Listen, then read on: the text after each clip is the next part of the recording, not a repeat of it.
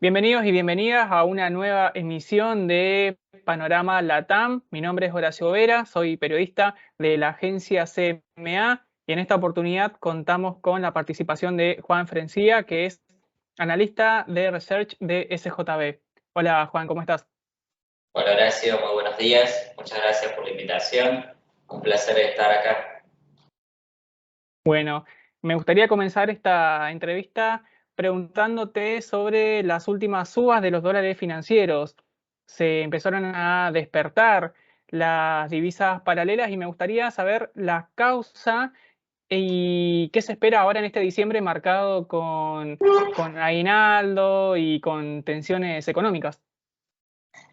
Así es, Horacio. En estos últimos meses venía un dólar financiero bastante calmo y en los últimos días ha despegado, ha saltado un 15, un 20% su valor. Esto, a nuestro criterio, es explicado principalmente por la nominalidad de la economía argentina, la cantidad de pesos que andan, el exceso de pesos que tenemos en la economía y el temor a la incertidumbre a lo que pueda pasar en el mercado de pesos, en los instrumentos de deuda en pesos, lo que hace que los actores de la economía, los inversores, busquen refugiarse en el dólar ante cualquier imprevisto en lo que es el mercado de pesos. Actualmente el gobierno está teniendo grandes dificultades con lo que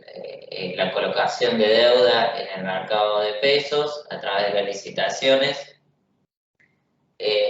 Puntualmente las últimas licitaciones han demostrado algunos puntos de debilidad en cuanto a obtener financiamiento. Recordemos que no solo el gobierno debe conseguir rolear la posición anterior, sino que el gobierno debe conseguir un financiamiento neto positivo, es decir, mayor financiamiento del que está por vencer, para ir cubriendo los déficits de cuenta fiscal y no caer en adelantos del Banco Central que implican mayor emisión monetaria y mayores pesos en la economía y mayor inercia inflacionaria.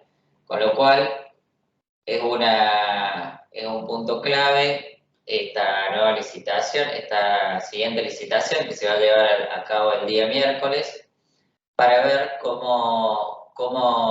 qué obtiene el gobierno en la licitación y si logra de alguna manera este financiamiento neto positivo que le daría un aire y le permitiría no recurrir a emisión monetaria para cubrir el déficit fiscal. En cuanto Ujú. a los dólares financieros, nosotros tenemos una perspectiva todavía en alza para los dólares financieros. Si bien han escalado ya a valores de 3.20, 3.30, lo que sería el CCL, todavía vemos que tienen recorrido hacia el alza y más si se ven mayores debilidades en las próximas licitaciones en el mercado de pesos, y si se empieza a complicar y mientras más nos acerquemos al 2023, a año electoral, más complicado va a estar el mercado de pesos para renovar deuda, por el hecho de que el mercado no está queriendo llevarse, pagar títulos post elecciones o incluso títulos que venzan ahí en los meses previos a la elección. Al gobierno le está costando mucho colocar títulos en esos tramos, con lo cual esa inestabilidad y esa incertidumbre en el mercado de pesos va a seguir presionando la demanda de instrumentos dolarizados, no solo dólares financieros, sino lo que vimos también es una fuerte suba en instrumentos dolarizados como los bonos globales, y nosotros le explicamos en gran parte por este exceso de pesos y cobertura que buscan las empresas. En este caso recordemos que hay empresas que no tienen acceso al dólar MEP o al dólar contado con liquidación, con lo cual no les queda otra que recurrir a instrumentos como los globales para de alguna manera estar dolarizados en su cartera. Ujú. Y mencionabas al principio sobre la emisión monetaria. Se está hablando de que podría salir un nuevo dólar soja ahora en diciembre y muchos analistas advirtieron que en septiembre, a medida que incrementaban las reservas del Banco Central con esta medida, también incrementaba la emisión monetaria. ¿Vos observás como una buena medida esta nueva implementación del dólar soja? ¿Crees que es eficiente estar doblando el tipo de cambio? ¿Preferís que se unifiquen? ¿Cómo observás ese panorama para el mes que viene? Sí, bien, como bien lo mencionaste, la emisión, y para irnos a la consecuencia, la inflación termina siendo siempre en Argentina una variable determinante, tanto en términos de política como en economía, ¿no? La variable inflacionaria es a la cual eh, la economía argentina principalmente sufre y la cual arrastra todos los demás problemas de atraso cambiario y demás. Con lo cual, si bien no es el único causante, un principal causante de la inflación es esta emisión monetaria, que nosotros detectamos 4 focos de emisión que tiene el gobierno. Dentro de estos 4 focos de emisión tenemos una posible emisión para cubrir déficit fiscal, de no conseguir el gobierno cubrirlo a través del mercado financiero con un financiamiento neto positivo. El gobierno tiene que salir a buscar adelantos del Banco Central que implican mayor emisión. Luego tenemos emisiones por parte del Banco Central para mantener lo que es la curva de pesos, principalmente la curva de bonos indexados al SER. El gobierno está llevando a cabo una política de intervención en la curva de pesos, haciendo de piso a ciertos instrumentos, principalmente a los bonos T2X3, T2X24 que vencen muy cerca de las elecciones o incluso posterior a las elecciones, justamente para mantener ese mercado financiero que tanto necesita, porque actualmente es el único acceso al crédito al que el gobierno argentino puede acceder, con lo cual es importante que cuide ese mercado financiero para lograr seguir roleando su deuda y cubriendo su déficit fiscal, pero bueno, eso tiene costos y uno de los costos es mantener esa curva de pesos a través de ventas de títulos públicos, porque el mercado financiero no tiene demasiada demanda por esos títulos. Después tenemos como tercer punto a la emisión de la ELIX, que actualmente ya estamos en valores bastante altos, cercanos a un 200% en relación a la base monetaria. La emisión de la ELIX se está llegando a valores del 200% por encima de la base monetaria, con lo cual esto te genera también mayor emisión para cubrir esos intereses que se van generando por la ELIX. Y por último, este último punto, Horacio, que mencionas, en el caso de que salga un nuevo esquema de soja, un nuevo programa de soja como el que salió en septiembre, también generaría de alguna manera otro foco de emisión monetaria para cubrir esa diferencial que el Banco Central tiene al momento de comprar dólares a los productores exportadores de soja a un valor se está hablando de 200, 220, y luego terminar vendiéndolo al oficial a un precio más bajo, con lo cual ese diferencial termina generando nuevamente un exceso de pesos en la economía, más pesos dando vueltas y más pesos que probablemente generen nuevamente mayores presiones de demanda en los dólares financieros. Con lo cual, con respecto al dólar soja, Habría que ver, hay que ver primero qué nivel de aceptación va a tener, dado que los productores, los exportadores, están de alguna manera bastante fatigados, cansados de todo este tipo de medidas, de alguna manera paliativas y distorsivas, con lo cual habrá que ver el grado de aceptación por parte de los productores, pero bueno, el gobierno busca, al menos se estima que hay alrededor de 11 millones de toneladas de soja sin liquidar y el gobierno logra al menos captar 3.000 millones de dólares o un valor similar para lograr llegar a la meta con el fondo de 6.500 millones para fin de año, meta en la cual actualmente estamos muy lejos. El acuerdo de dólar, el programa de la soja nos podría ayudar, pero seguimos con medidas totalmente paliativas e individuales que lo que hacen es patear el problema para adelante, generando mayores pesos en la calle en un escenario de 2023 con el escenario electoral en el cual va a ser muy difícil cumplir las metas que se han propuesto para el 2023, ¿no? Ujú.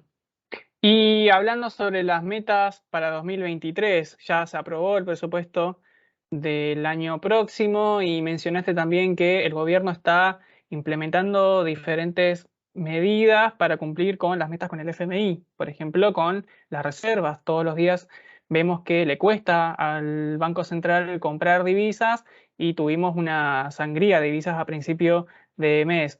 ¿Vos considerás que el año próximo el gobierno, en un año electoral, va a cumplir con sus metas pactadas con el FMI, los números proyectados en el presupuesto? ¿Cómo observás el escenario económico en un año de elecciones donde hay que mantener el déficit fiscal regulado? Tal cual, bueno, vemos un escenario bastante complejo en cuanto al dólar. Como bien decís, Horacio, luego del programa de dólar soja de septiembre no dejamos de perder reservas. El nivel de las reservas cada vez disminuye más, si bien las políticas se restringieron aún más las importaciones de alguna manera para paliar esta sangría de divisas, aún así no se consigue frenar la caída de divisas, sumado a los problemas del mercado de trigo que no están generando oferta de dólares como se lo esperaba. ¿Sí? Con lo cual, el año que viene si bien tal vez con el programa de soja, si logramos conseguir dólares, llegamos a fin de año cumpliendo con la meta del FMI, todo esto no hace más que seguir pateando la bola hacia adelante y en el 2023 vamos a tener un escenario electoral, un año que va a tener una oferta de dólares baja, principalmente por las sequías que hemos sufrido en este último tiempo, y un escenario en el que empiezan a caer los vencimientos de los títulos y el mercado aún no convalida o no paga títulos con vencimientos postelectorales, con lo cual es un desafío para el gobierno, para el gobierno de 2023 lograr empezar a colocar deuda hacia 2024, porque de lo contrario, el no poder rolear su deuda va a generar mayor emisión monetaria, mayor presión inflacionaria en los precios, con lo cual esta meta que se ha planteado en el presupuesto del 60% es difícil, muy difícil de alcanzar, dado todo este escenario que acabamos de desarrollar, y sumado a que si pensamos simplemente en un primer semestre con niveles de inflación entre el 5 y el 6%, llegaríamos a mitad de año de 2023 con una inflación interanual cercana al 100%. porque arrastraría el segundo semestre de 2022, con lo cual va a ser extremadamente difícil para el gobierno pasar de una inflación interanual a mediados de septiembre del 100%. Deberían hacer un muy buen año, segundo semestre de 2023, para llegar a valores cercanos al 60%. Y con todos estos problemas en el mercado de pesos y en la emisión para conseguir reservas y demás, no vemos factible estos valores de inflación. Con respecto al presupuesto en cuanto al déficit, del 1,9 del déficit fiscal, también lo vemos complicado, principalmente porque es un año electoral en el que bueno, siempre es un año en el que se gasta mucho y no creo que hagan grandes ajustes más de lo que ya se hicieron. No veo una nueva suba de tarifas, no vemos un nuevo ajuste, al menos trascendental, en las cuentas fiscales, con lo cual vemos muy difícil también la meta del déficit fiscal. Y bueno, esas son las dos principales proyecciones. Como para, bueno, como para englobar un poco todo, hacia 2023 vemos un año, al menos en cuanto a políticas, es un año, tenemos tantas incertidumbres que la verdad que es muy difícil vislumbrar un panorama político hacia fines de 2023, un escenario de triunfo, porque hay mucha incertidumbre todavía, pero sí vemos un gobierno de Alberto Fernández con un índice de confianza muy bajo, incluso por debajo de los peores momentos de Macri y de Cristina, con un nivel de aceptación muy bajo, con lo cual, evidentemente, el gobierno actual va a tener que hacer un esfuerzo enorme si quiere, de alguna manera, competir en las elecciones con un buen pasar en las elecciones de 2023. Sumado que la oposición tiene grandes incentivos, ¿no?, para que esto explote antes de 2023 y obtener un gobierno ya de alguna manera implosionado, con lo cual el gobierno actual va a tener una fuerte presión de la oposición para resolver todos estos temas previo a las elecciones. Habrá que ver si puede acomodar un poco las variables, pero sin un plan estructural de estabilización no vemos mucho futuro a este tipo de políticas individuales y paliativas, con lo cual en algún momento, si no se plantea un plan estructural abarcativo y de estabilización, esto en algún momento va a terminar implosionando y bueno, eso generará mayor presión, como siempre, en la demanda de dólares e instrumentos financieros, más que todo dolarizados. Ujú. Bien, buenísimo, Juan. Muy sintética tu explicación y esperamos contar con vos en futuras entrevistas para ver en qué deparan estas proyecciones y también cómo terminan las incertidumbres para el año que viene con todo lo que explicaste en un año electoral y los movimientos políticos que vamos a ver el año que viene. ¿Cómo va a afectar eso también en el mercado? Así es, Horacio. Sí, seguro, nos encantaría volver a participar y poder estar en contacto con ustedes. Un placer Bueno, haber estado por acá. muchas gracias. No, de nada, Horacio. Que tengas buen día.